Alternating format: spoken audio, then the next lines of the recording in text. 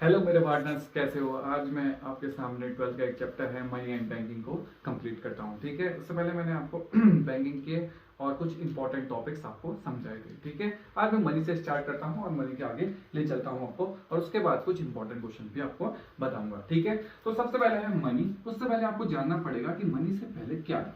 तो सबसे पहले क्या था वो मैं आपको बताता हूँ। सबसे पहले देखो, बार्टर सिस्टम था।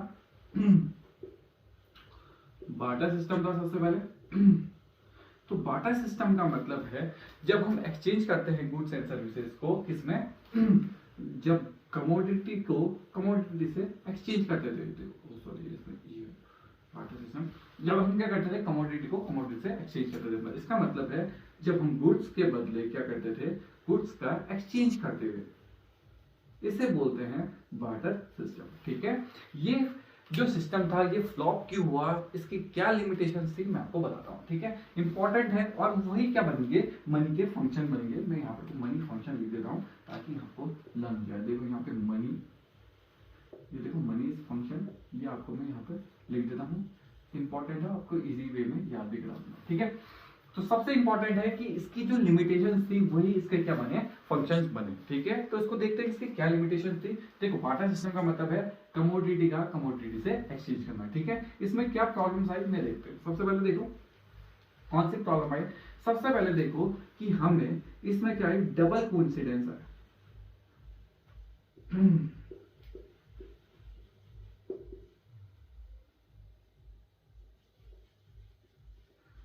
डबल कोइंसिडेंस की प्रॉब्लम है। इसका मतलब है जब हम सपोज करो कि ए इंसान क्या करता था, बी से क्या करता था, सामान लेता था। सपोज करो कि हमें, सपोज करो ए को जो सामान चाहिए वो किसके पास है, सी के, और सी को जो सामान चाहिए वो किसके पास है, बी के पास। इसका मतलब क्या होगी, ये एक्सचेंज क्या होगी, फ्लॉप होगी, क्योंकि ए सी अपना सामान किसको नहीं देगा, ए के साथ एक्सचेंज नहीं कर सकता, क्योंकि उसे किसके सामान चाहिए, बी के साथ, और बी को सामान जो चाहिए वो किसके पास है, ए के पास। इसका मतलब है कि हमेशा हमें वो इंसान नहीं मिलेगा जो इंसान की, जैसे सपोज करो मुझे राइस चाहिए, उसके पास गेहूं, उसके पास वीट होना चाहिए, तो वो इंसान देखो डबल कॉन्सेप्ट, ऐसा नहीं हो सकता कि उसे हमेशा राइस ही चाहिए होगा। ठीक है, सपोज करो मेरे पास गेहूं है तो मैंने उसे गेहूं दिए, उसने मुझे बदले में चावल दिए। ठीक है, लेकिन सपोज करो कि मुझे इस बार गेहूं के बदले चावल नहीं चाहिए, मुझे सपोज करो दाल चाहिए, उसके पास चावल है। ठीक है, और थर्ड पर्सन के पास क्या है कि दाल है, लेकिन उसको मेरे गेहूं नहीं चाहिए, उसको चावल चाहिए। ठीक है, तो इसका मतलब है डबल कोइंसिडेंस की प्रॉब्लम आने लगी। तो डबल कोइंसिडेंस की प्रॉब्लम को सॉल्व करने के लिए क्या बनाया गया, इसमें सबसे पहले देखो एम को पकड़ना है। एम का मतलब है यहाँ पर को क्या बनाइए, मीडियम ऑफ एक्सचेंज बना। मीडियम ऑफ क्या बना, एक्सचेंज बना। ठीक है, एक ऐसा मीडियम बना जो एक्सचेंज कर पाए, क्योंकि डबल कोइंसिडेंस की प्रॉब्लम किसने सॉल्व करी, मीडियम ऑफ एक्सचेंज। ठीक है, देखो आप सेकंड है, जो सेकंड प्रॉब्लम आई थी इसकी मेजरिंग की प्रॉब्लम आई थी। ठीक है, इसको मेजर ऑफ वैल्यू नहीं कर पा रहे थे। ठीक है, सपोज करो कि मैं आपको एग्जांपल बताऊं। सपोज करो इसके पास है, सपोज करो, और इसके पास क्या देखते हैं, इसके पास गोल्ड है और इसके पास प्राइस है। ठीक है, इसके पास 10 केजी, सपोज करो 10 केजी है, और इसके पास सपोज करो 1 केजी 5 केजी मान लो। ठीक है, हम क्या करते, देखो अब देखो गोल्ड कितना महंगा है। ठीक है, राइस उसके बदले देखो, ये अगर थोड़े भी गोल्ड, छोटा सा भी गोल्ड लेता हूँ उसके बदले इसको 10 केजी राइस इजीली मिल जाता है। ठीक है, तो हम क्या कर पा रहे, चीजों की वैल्यू को मेजर नहीं कर पा रहे थे, कौन सी कितनी चीज कितने रुपए की होगी। ठीक है, मेजरिंग प्रॉब्लम आती, तो ये क्या बना, देखो ये दूसरा एम से क्या करना है, एक तो मीडियम ऑफ एक्सचेंज, दूसरा एम से आपको याद करना है क्या, ये क्या बना, इसने क्या करी, मेजर करी, या मेजरिंग करी, मेजरिंग ऑफ वैल्यूज करी। ठीक है, वैल्यूज को इसने मेजर करना सिखाया कि देखो एक केजी का, सपोज करो एक केजी 10 रुपए का है, 20 रुपए का, सपोज करो एक केजी की प्राइस कितनी है, 20 केजी, तो आपको 5 केजी कितने के मिलेंगे, 100 रुपए के मिलेंगे। देखो इसने बता दिया फिक्स, क्योंकि हम क्या करना, मेजर कर पाए चीजों को कि कितने रुपए की क्या चीज बैठेगी। ठीक है, देखो थर्ड पॉइंट, तो थर्ड पॉइंट देखते हैं कि थर्ड इसमें कौन सी प्रॉब्लम आई। तो हमें क्या है, स्टोर की प्रॉब्लम है। ठीक है, स्टोर की प्रॉब्लम है, इसका मतलब है कि सपोज करो हम जो नेचुरल से, जो नेचर से चीजें मिलती है, या नेचुरल जो नेचर से हमें चीजें मिलती है, उनको स्टोर करना कितने प्रॉब्लम है। ठीक है, उनको स्टोर करना मतलब सपोज करो कि हमने कुछ सेब्स हैं, कुछ 10 दिन के लिए रखे, तो 10 दिन बाद वो खराब हो जाएंगे। ठीक है, हम नेचुरल चीजों को ज्यादा देर तक स्टोर नहीं कर सकते। ठीक है, हमें स्टोरेज की भी प्रॉब्लम आने लगी। इस स्टोरेज की प्रॉब्लम को इस ऐसे इग्नोर करना, और इसको याद करना कि स्टोर ऑफ वैल्यूज कर पाए हम। ठीक है, हम लंबे समय तक स्टोर वैल्यूज कर पाए। सपोज करो जो नोट है, वो सपोज करो ये नोट है, इस नोट को मोड़ेगा तो भी कुछ भी होगा, तो हम क्या करते हैं, मतलब हम उसको लंबे समय तक स्टोर कर सकते हैं। ठीक है, पैसा उसको, ठीक है। फोर्थ पॉइंट देखते हैं डिजिबिलिटी। डिजिबिलिटी का मतलब है कि हम चीजों को क्या कर पाए, डिवाइड करें। सपोज करो मुझे सिर्फ थोड़े ही आइटम चाहिए, सपोज करो 1 केजी चाहिए था, ठीक है। तो मैं जानता हूँ कि 1 केजी की सपोज 10 रुपए है, तो मुझे अगर 5 केजी खरीदना है तो मैं कितने खरीदूंगा, 50 रुपए ही दूंगा, ठीक है। हम चीजों को क्या कर पाए, इजिली डिवाइड कर पाए। लेकिन हम बार्टर सिस्टम में चीजों को डिवाइड नहीं कर पाते कि इसके बदले हम कितने रुपए, हमें कितनी है। देखो हम वैल्यूज नहीं मेजर कर पाते तो हम डिजिबिलिटी कैसे करते हैं। सपोज करो मुझे पता है कि यहाँ पर सपोज करो मुझे 5 केजी चाहिए, तो मैं 5 केजी के बदले मैं कितने रुपए दूं इसे, या मतलब कितना सामान दूं, सपोज करो वेट कितना दूं, ये हम मेजर डिवाइड नहीं कर पाते। लेकिन हमने क्या करा, मनी ने इस प्रॉब्लम को भी सॉल्व करके दिया। इसका मतलब है कि मनी ने क्या, कौन सी हेल्प करी हमारी, मेजरिंग ऑफ वैल्यूज करा उसने, ठीक है।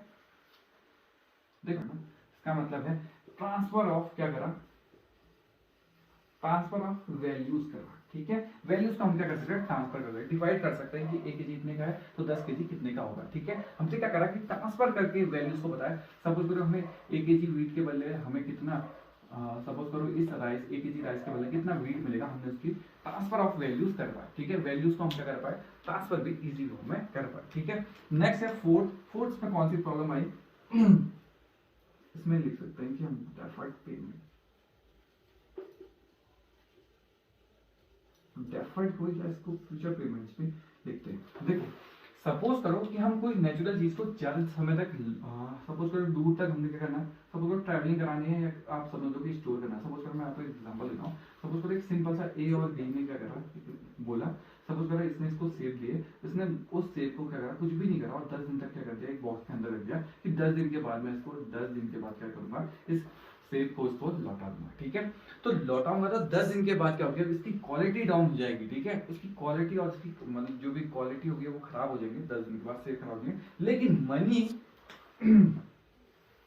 मनी कभी खराब नहीं होती, ठीक है। मनी सपोज करो 10 रुपए का जो नोट है यहाँ भी वैसा चलेगा और कहीं दूर लेके जाओगे वहां पर भी 10 रुपए का नोट 10 ही का ही चलेगा, ठीक है। उसकी क्वालिटी में कोई डाउन नहीं आएगा। तो ये क्या करेगा, डेफर्ड पेमेंट्स में भी क्या करने लगा, हेल्प करने लगा, ठीक है। डेफर्ड पेमेंट्स में भी क्या करना है, या फ्यूचर पेमेंट्स में भी क्या करने लगा, हेल्प करने लगा। तो ये मनी के फंक्शन है, आपको कैसे याद करने देखो। स्टैंडर्ड इसमें S standard standard of deferred payment, इसका एस इसी से आएगा, ठीक है।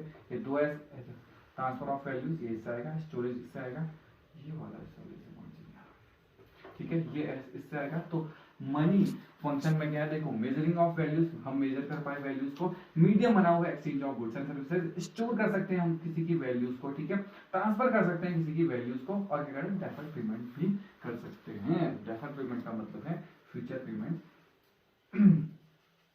फ्यूचर पेमेंट कर सकते हैं। देखो इसमें कौन कौन सी बार्टर सिस्टम में कौन कौन सी प्रॉब्लम है, देखो डबल कोइंसिडेंस, सपोज करो कि एक को जो चाहिए वो दूसरे के पास ना हो। देखो हम मेजर नहीं कर पाते, हम कितना किसको दें, सपोज करो कि एक केजी गोल्ड, या सपोज करो कितना 1 केजी गोल्ड, या सपोज करो 10 केजी राइस में हम कितना वेट मिलेगा, ये हम क्या करते हैं, मेजर नहीं कर पाते थे, ठीक है।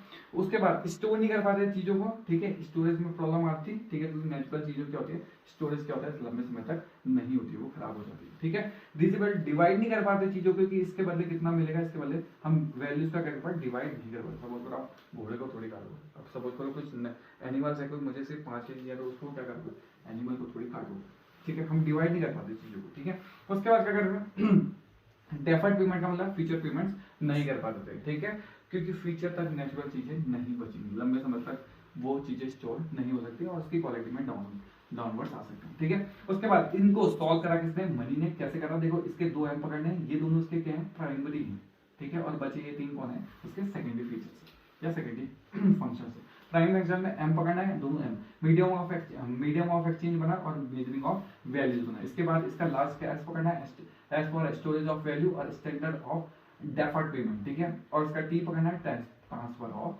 वैल्यूज। तो ये है आपके मनी और बार्टर सिस्टम। बार्टर सिस्टम के ड्रॉबैक्स ये रहे, उनके इनको रिमूव किसने करा, मनी ने। कैसे करा मैंने आपको ये बता दिया, ठीक है। इसके बाद देखते हैं नेक्स्ट।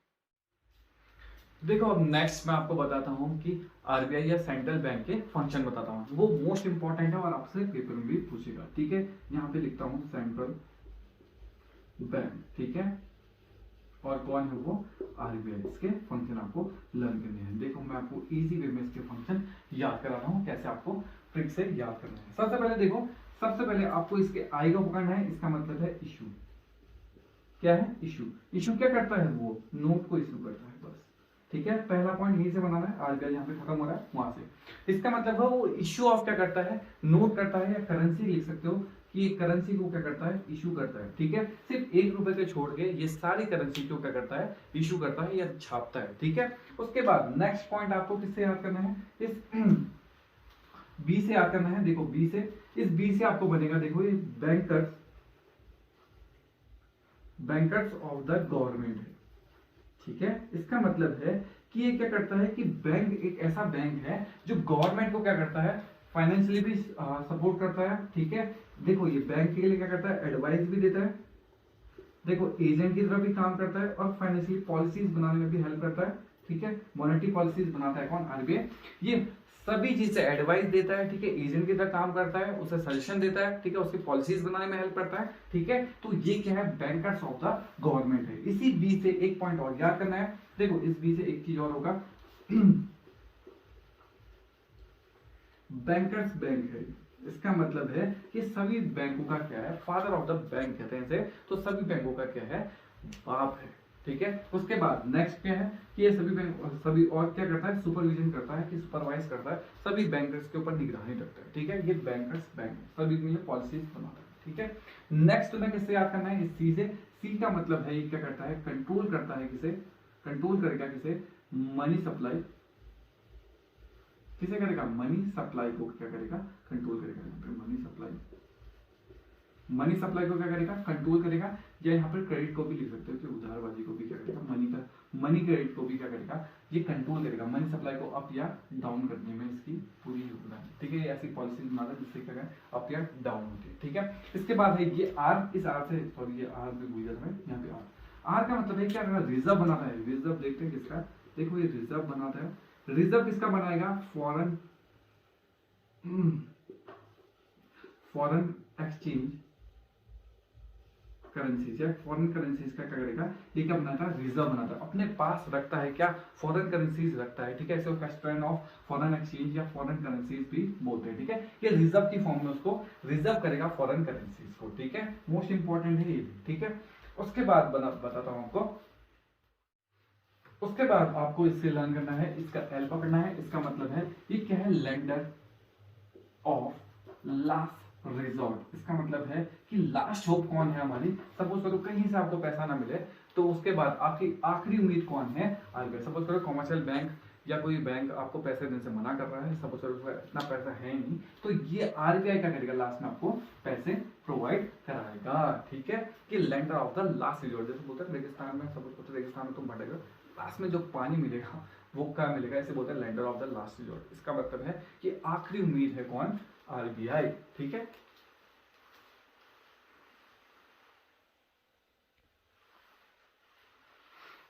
देखो उसके बाद इसके दो फंक्शन और हैं, देखते हैं इसके।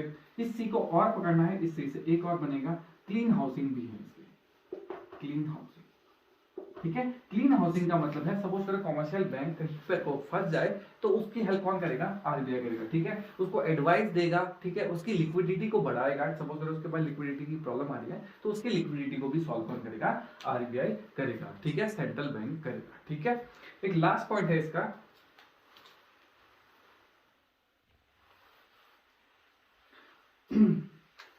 इसका एक लास्ट पॉइंट है क्या? इसका इस ई को पकड़ना है। ठीक है, इस ई को मैं कहां से लेके जाऊं? इस ई को यहां पर लेके जाऊं। ठीक है, इस ई को लेके जाना है। इसका मतलब है क्या करेगा? इकोनॉमिकल डेवलपमेंट करेगा। ठीक है, ये बताएगा कि ऐसी मॉनेटरी पॉलिसी करेगा, करेंसी का क्या करेगा? देखो इन्फ्लेशन और डिफ्लेशन से बहुत सारी चीजें होती है, करेंसी से क्या करेगा? डेवलपमेंट करने में ये क्या करेगा? हेल्प करेगा। इसको पता है कि कौन सी पॉलिसीज कब बनानी है। ठीक है, जिससे क्या हो कि हमारी मॉनेटरी या करेंसी हमारी पावरफुल बने। ठीक है, तो सभी को देखते हैं। सबसे पहले मैंने आई से स्टार्ट किया था। सबसे पहले इस आई को पकड़ो, इसका मतलब है इशू ऑफ नोट या करेंसी कह सकते हैं। ठीक है, उसके बाद इस बी को पकड़ा था, बैंकर्स ऑफ द गवर्नमेंट है। ठीक है, इसी बी को दोबारा पकड़ा था, बैंकर्स बैंक है। ठीक है, इस आर को पकड़ा था, इसका मतलब रिजर्व बनाता है किसका? फॉरेन करेंसीज का रिजर्व बनाता है। उसके बाद इस सी को पकड़ो, control of money supply and credit. ठीक है, ये कंट्रोल करता है मनी सप्लाई को और क्रेडिट को। ठीक है, इसी सी से क्या बना? क्लीन ये क्लीनिंग ऑफ हाउस या क्लीनिंग हाउस करता है, ठीक है। ये क्या करता है, कमर्शियल बैंक को सपोर्ट करता है, ठीक है, उनकी लिक्विडिटी को बढ़ाता है, उनके क्लेम को क्या करता है, क्लीन करता है, ठीक है। नेक्स्ट है तुम्हारा एल से पकड़ना था, इसका मतलब है lender of the last resort, तुम्हारी आखिरी उम्मीद कौन है कि आरबीआई है, ठीक है। इस ई को पकड़ना है, इकोनॉमिकल डेवलपमेंट भी करता है, ठीक है। ये थे कुछ फंक्शंस आरबीआई के, ठीक है, मोस्ट इंपॉर्टेंट है, इसको आप लर्न करें, ठीक है। अब नेक्स्ट देखते हैं कि कमर्शियल बैंक और सेंट्रल बैंक में कौन कौन से डिफरेंस है, इनको देखते हैं, ठीक है, और उसके बाद ये चैप्टर खत्म है आपका। नेक्स्ट देखते हैं कमर्शियल बैंक और सेंट्रल बैंक में क्या डिफरेंस है, ठीक है। सेंट्रल बैंक क्या करता है कि सेंट्रल बैंक के पास पावर है कि वो क्या कर सकते हैं, नोट इशू कर सकते हैं, ठीक है। इसके पास कोई पावर नहीं है, इसके पास कोई भी पावर नहीं है, कोई भी राइट नहीं है कि ये क्या कर सकते हैं, नोट इशू नहीं कर सकता कमर्शियल बैंक, ठीक है। सेंट्रल बैंक क्या करता है, सेंट्रल बैंक बैंकर्स बैंक है,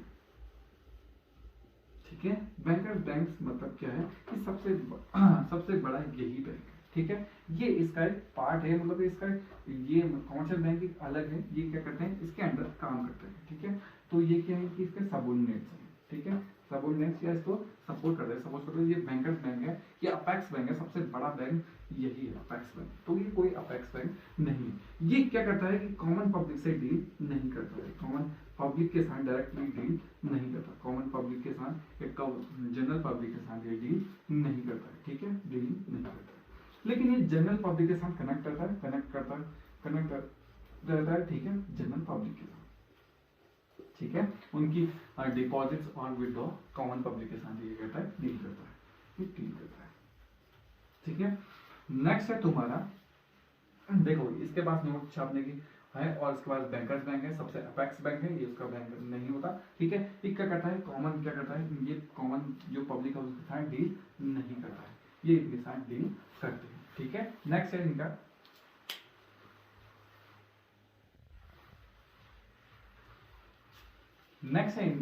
कि क्या करता है, जो सेंट्रल बैंक है ये क्या करता है, पब्लिक क्या करता है, वेलफेयर के लिए काम करता है, ठीक है, पब्लिक वेलफेयर, और क्या करता है, फाइनेंशियल जो फाइनेंशियल है मैनेजमेंट करता है, किसका, यहाँ पे मैनेजमेंट की सॉल्व कर रहा हूँ, फाइनेंशियल कंट्री का क्या करता है, फाइनेंशियल मैनेजमेंट को क्या करता है, सॉल्व करता है, ठीक है। इसका मेन मोटिव प्रॉफिट कमाना है, ठीक है, इसका मेन मोटिव प्रॉफिट कमाना है, किसका, शेयर जो इसके शेयर होल्डर का है, जो इसके शेयर होल्डर हैं उनका मैक्सिमाइजेशन कराना है, ठीक है, उनका प्रॉफिट का क्या कराना है, मैक्सिमाइजेशन कराना है, ठीक है, इसका मेन मोटिव, ठीक है।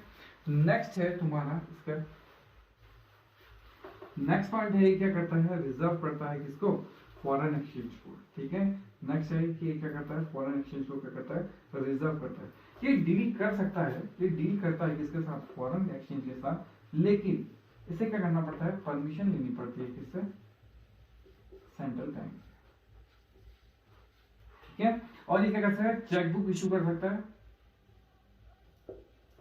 ये क्या कर सकता है, चेकबुक इशू कर सकता है, ठीक है, लेकिन सेंट्रल बैंक या आरबीआई चेकबुक नहीं इशू कर सकता, ठीक है, या आरबीआई चेक इशू नहीं कर सकता। दोबारा देखो, इसके पास क्या नोट छापने की पावर है, इसके पास राइट्स है, ठीक है, बैंकर्स बैंक है, ठीक है, कॉमन पब्लिक के साथ डील नहीं करता है, पब्लिक वेलफेयर के लिए काम करता है। इसका मेन मोटिव क्या है कि ये पब्लिक वेलफेयर के लिए काम करता है, ये मोटिव देख सकते हो, इसका मेन जो मोटिव है वो क्या है, पब्लिक वेलफेयर और financial management of a country, ठीक है। ये कंट्री का करता है, फाइनेंशियल मैनेजमेंट का करता है, पॉलिसीज भी बनाता है, ये पॉलिसीज वगैरह भी बनाता है, ठीक है, ये पॉलिसीज बनाता है। इसे कौन सी पॉलिसी बनाता है, ये मॉनेटरी पॉलिसी बनाता है, ठीक है। और क्या करता है, रिजर्व करता है फॉरेन एक्सचेंज को, ठीक है। ये डील कर सकता है फॉरेन एक्सचेंज के साथ, लेकिन इसे क्या करना, परमिशन लेनी पड़ेगी किसके साथ, सेंट्रल बैंक से परमिशन लेनी पड़ती है, ठीक है। ये चेकबुक इशू कर सकता है, ठीक है। और ये अपेक्स बैंक होता है, सबसे बड़ा बैंक कौन है, सेंट्रल बैंक है। ये इसका क्या करता है, सुपरविजन करता है किसको, और ये मतलब इसको देखता रहता है इसकी पॉलिसीज क्या हो, अगर कोई भी हेल्प चाहिए तो बैंकर्स बैंक इसको सपोर्ट करता है कमर्शियल बैंक में।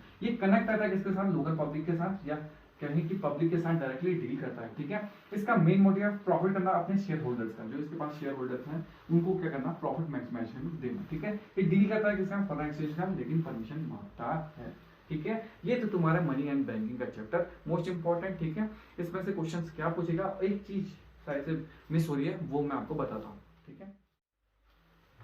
देखो नेक्स्ट है कि क्या कर सकते हैं, मनी सप्लाई को कैसे कंट्रोल कर सकते हैं, ये मैं आपको बताता हूँ। जो मनी सप्लाई है इसको कैसे कंट्रोल कर सकते हैं, ये मैं आपको बताता हूँ, ठीक है। कैसे कंट्रोल करता है ये मैं आपको देखते हैं। सपोज करो सबसे पहले है सबसे पहले क्या करेगा, बैंक रेट, मैंने आपको बताया था बैंक रेट, जब बैंक रेट से भी क्या होता है मनी सप्लाई को कंट्रोल कम या ज्यादा करा जा सकता है। नेक्स्ट है तुम्हारा